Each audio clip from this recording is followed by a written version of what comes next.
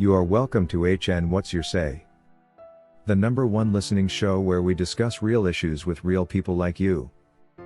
We are still featuring R. Kelly. Real name Robert Sylvester Kelly. Also known as the R&B King. While the government has for the past few years tried to make us believe that R. Kelly is in prison for crimes he allegedly committed, we all know that the trial transcript does not show that he is guilty of any of the multiple charges that were imposed on him. In fact, if you read through the entire New York transcript and tried to compare it with Judge Ann Donnelly's judgment in combination with the 30-year sentence she issued, you will think the transcript belongs to another case, and perhaps to a defendant different from R. Kelly. The two records just don't match at all. While R. Kelly was convicted for racketeering and trafficking, nothing in the transcript reflects any such acts committed by the R&B King. If we are speaking truth, the only real thing we know is that all this drama about R. Kelly started the day R. Kelly decided to walk into a banking hall and found his balance was only slightly over $300,000. Of course he there and then locked horns with Sony, which couldn't explain to him where his money was going. And this marked the beginning of his ordeals.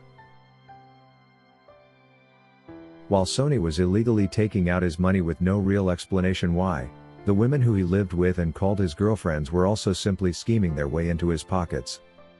Meanwhile, R. Kelly had already become an easy prey for extortionists who time and again demanded settlements that were completely misguided and misled by the likes of attorney Susan Loggins. Many of these walked away with hundreds of thousands of dollars, his hard-earned money. The government then saw an opportunity of using these people to make the wishes of his record label come true. Those are already two beneficiaries of the three-way Ponzi scheme listed. The record label, which had already misappropriated his funds, and the women who were waiting for an entry point into his pockets. The third beneficiary is a combination of the government prosecutors and the Me Too movement, who were clearly hired by Sony. We shall not mention the docuseries team, considering Lifetime is technically owned by Sony. Every one of these groups were after financial gain from the R. Kelly situation. These people generally turned R. Kelly into an ATM from which they can freely get money whenever they feel like. If this wasn't about money, why would it wait until R. Kelly makes his first visit to the bank?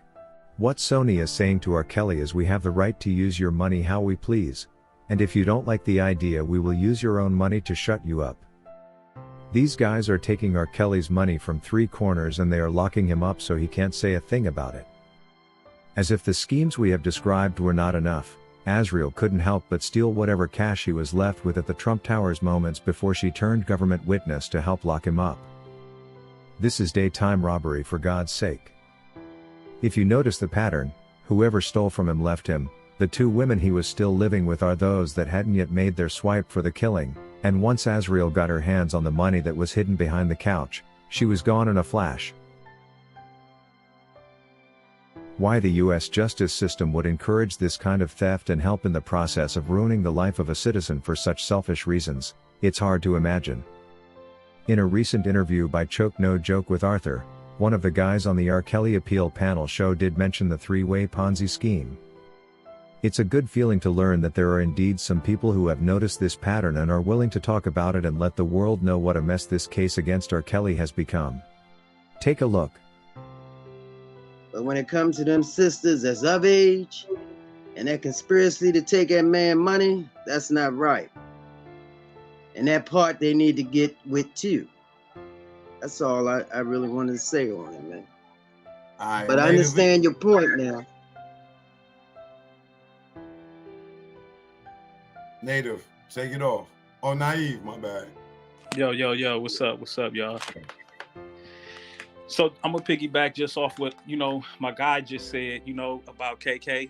He pretty much he's speaking facts, but he's speaking from a different area of what the young lady is focused on, what Dana is focused on, and what I'm focused on. What it is that we're speaking from a perspective, like you said, the transcripts, and also in according to Chuck White, it's sad that all these so-called high-class educated people couldn't see through the scam of these con artists. What Azriel did is typical of a thief. For God's sake, who does that? Spy on him, listen to his restricted phone calls, find information about where his money is and rush there driven by her own dad to take it. Among the women R. Kelly dated, Azriel is the coldest, and I guess if he was released tomorrow, she would again try to be with him. Witches surely do exist in real life. R. Kelly needs to be extra careful when released not to fall into similar traps. For God's sake, he needs to take a break from relationships, but also needs to sue the government for taking him through undeserved hell on earth. Indeed, this was a three-way Ponzi scheme. According to Lula Jones, when you think through the things these women have done to R. Kelly, you may think he owed them something, but he didn't. They were all living off him, and they also invited their parents to all do the same thing. What they all forget is that's his money. Meanwhile, those women were not looking for jobs. Their target was to use him as a meal ticket, and that's exactly what he was to them.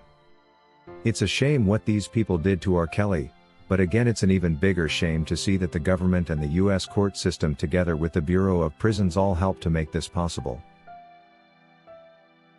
If you wish to take part in a live interview on this channel discussing any of these topics, let us know by emailing us on sashahnnewsroom@gmail.com for scheduling. That is all we had for you today on HN What's Your Say? To keep updated whenever we post a new video, subscribe to this channel now. Also remember to hit the bell icon and enable notifications.